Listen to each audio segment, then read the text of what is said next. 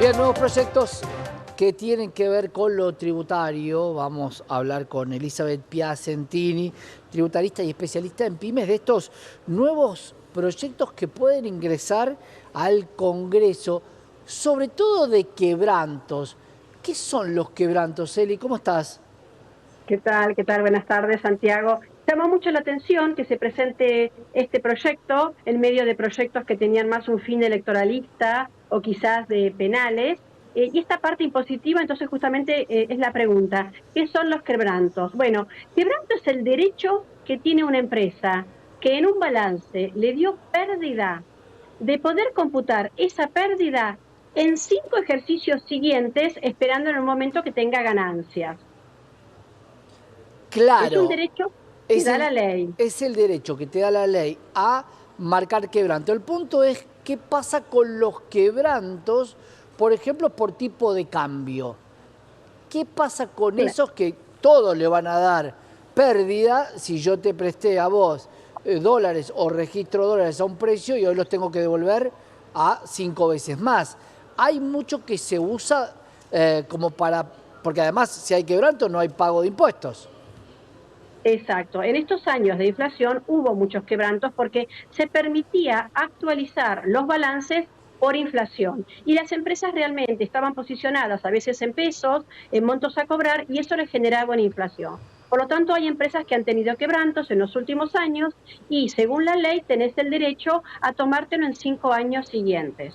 La opinión de los tributaristas era que para que no se licuara esa pérdida y completar tu derecho, se actualizaban con un índice de precios mayoristas como interpretamos que decía la ley.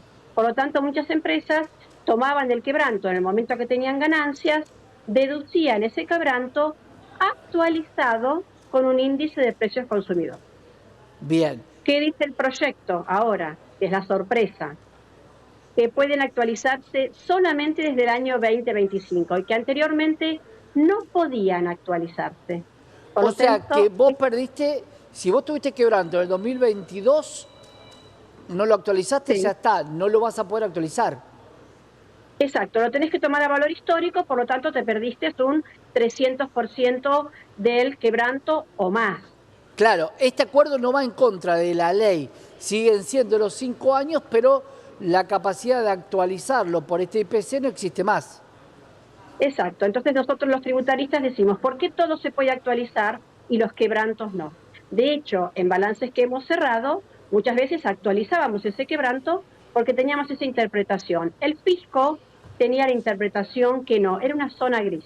Entonces, en este momento hay muchos juicios, muchas intimaciones de la FIP a las empresas que le dicen lo que usted actualizó está mal.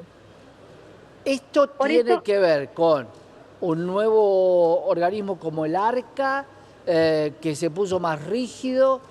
Había mucho aprovechamiento sobre los quebrantos. ¿A qué crees que alude esto? ¿O tiene que ver básicamente con una recaudación, ¿no? Con querer recaudar más?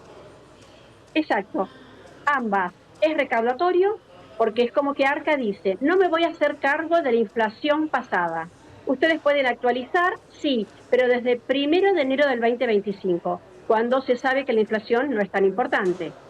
Claro. Entonces, Arca no toma en cuenta la inflación pasada, no se hace cargo y son afanes recaudatorios, porque si no va a recaudar menos. O sea que el impuesto a favor que vos tenías de parte del fisco hoy queda como congelado en el tiempo.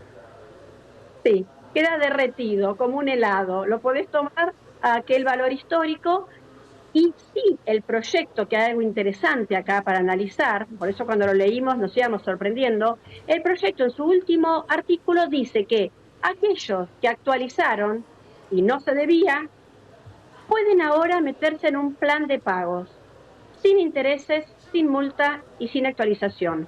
O sea que te están dando la Claro. posibilidad de que rectifiques. Eli, para cerrar y te pregunto, porque hay diferentes quebrantos, ¿se determina cuál es el quebranto? Porque una cosa es un quebranto porque la cantidad de ventas fue muy mala, otras porque te dio pérdida real, pero claro, esta pérdida que me da hoy la compenso con una ganancia futura, pero todo se va actualizando. ¿Qué le va a pasar a la pyme con esta medida? Bueno, realmente es una noticia que estamos reevaluando todo, mirando los números, viendo si nos conviene proponer meterse en este plan de pagos para Sí. poder actualizar de ahora en adelante.